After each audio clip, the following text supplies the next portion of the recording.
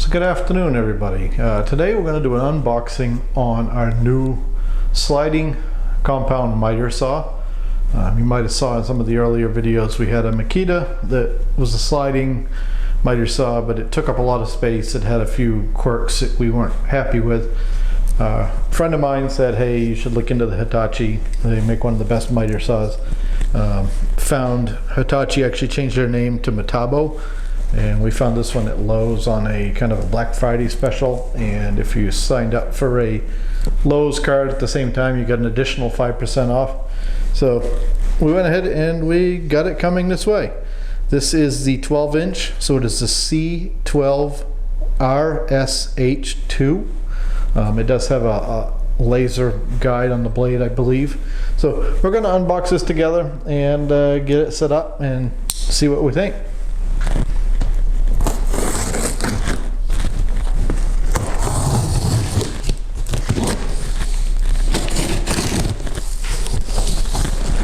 It'll be interesting to see the packaging. This did come FedEx. The box looks like it's in good shape. Okay, so there's a lot of stuff down in the box here. We're going to bring her in so you can see.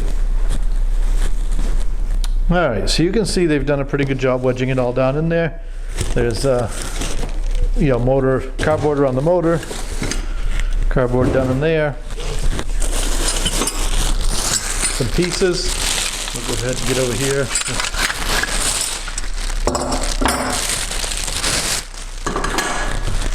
We'll throw these pieces up on the bench. We'll show you what they are in a minute.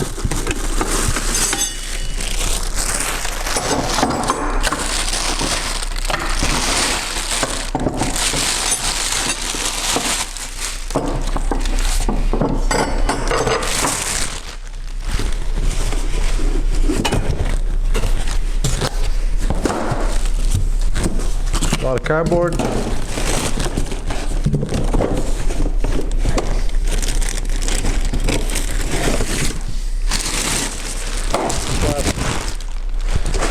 So this thing does weigh roughly 75 pounds. We're going to get it picked up out of there, get it set up on our bench, and we'll take a look at it.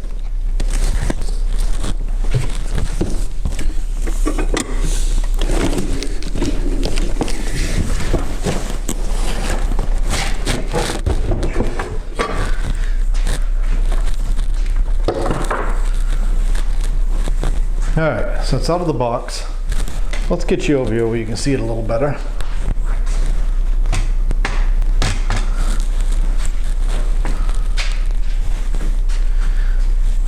So first impressions are, it's huge.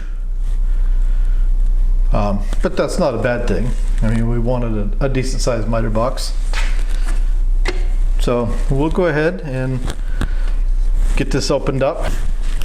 Alright, so we've gone ahead, got it out of the box. We've set it down into our location here. You'll notice it is a little low. That's okay. We'll shim this up before we bolt it down. Just basically general unboxing.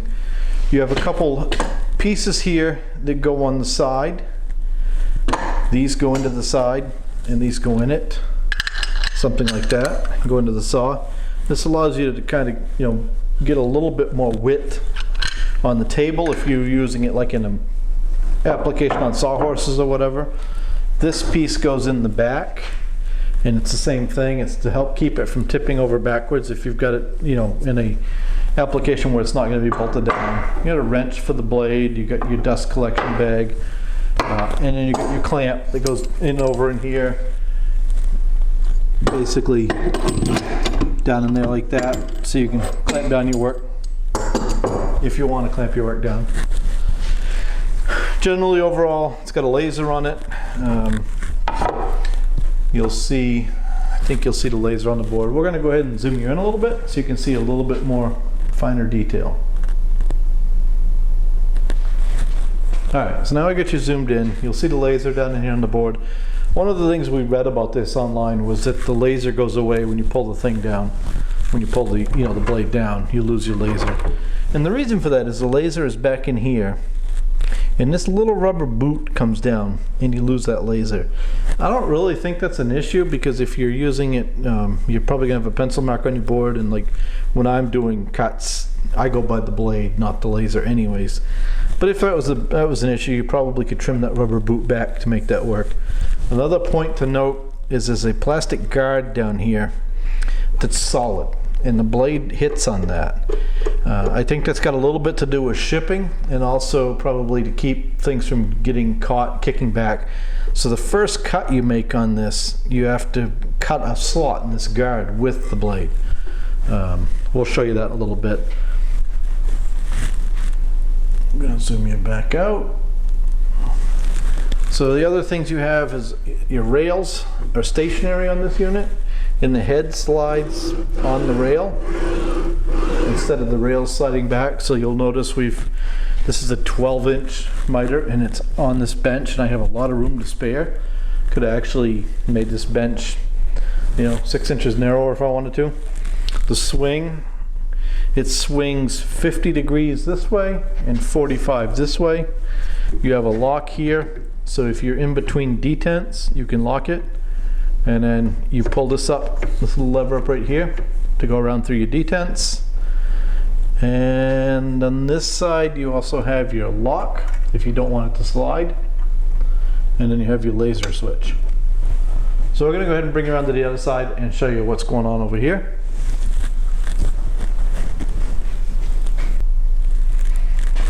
Okay, over on this side, we have our lock.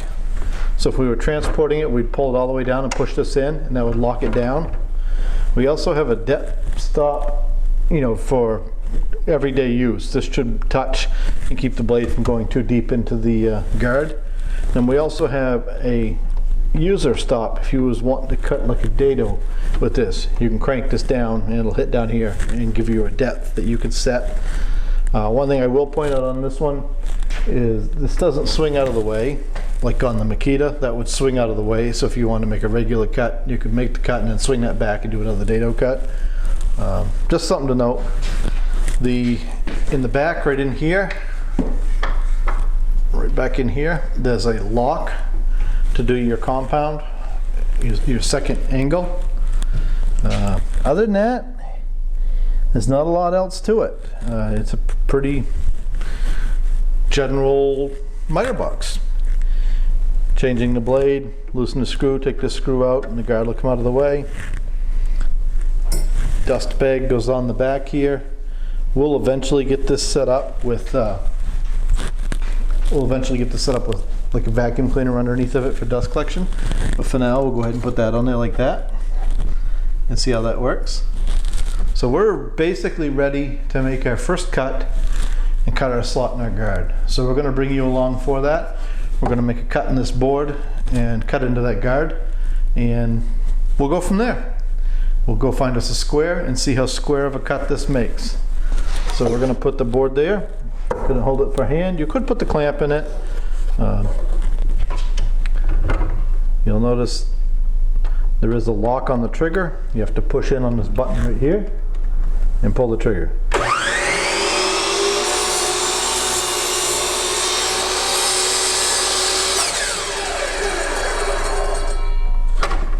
And that's what they wanted you to do as far as cutting into that guide right there. So we'll see if we can zoom you in.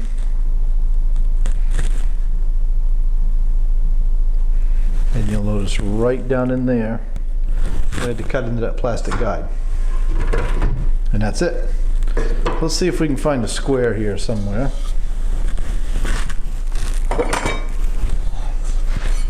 And we'll see if it's cut a square or not.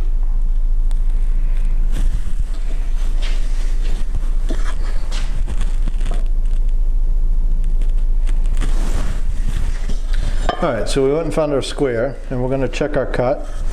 And I know this isn't the best way to check it, but that's right spot on. So perfect 90-degree cut. We will have to cut a thicker piece of wood and check it this way. We can't, we don't have the right square really for that. But for now, we're going to assume it's pretty decent. We're going to get it shimmed up, squared up to our bench, and bolted down so it doesn't try to move around. Most of the weight is up here, so without it fastened down, when you go to try to change your angles and stuff, it does want to move around a lot. So So we'll go ahead and do that and go from there. We'll bring you back probably in a month here or so and do a review on this after we've put some miles on it. We have a couple woodworking projects coming up. We'll be using this to cut some oak and some other stuff. We'll bring you back and tell you what we think after that. We're probably going to go ahead and get a better blade on it.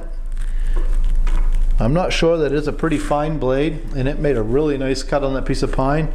So we may go with it for now, but we'll see how it goes. Generally speaking, when you buy one of these, you don't get a very high quality blade. Usually it's a pretty coarse blade, not really meant for, you know, fine woodworking.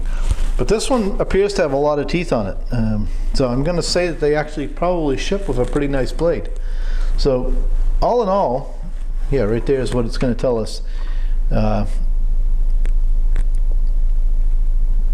I don't think it actually tells us how many teeth are on it. It does not, unfortunately. So all in all, we're pretty impressed so far for the money. I think with the discount and everything in the Black Friday sale, we were right around $300 out the door, delivered, free delivery. Pretty hard to find a sliding compound miter box for that. We had a 10-inch, and the 10-inch version of this is about $100 cheaper. Looking at it, we may have decided to go that way if we'd actually looked at it in person. I went with a 12 because you get a greater capacity, just more versatile, and we have the room for it. So really there's no downside. Thanks for watching. Any questions, anything you want to see about this, leave it down below. We will come back and show you that in the review. Don't forget to like and subscribe.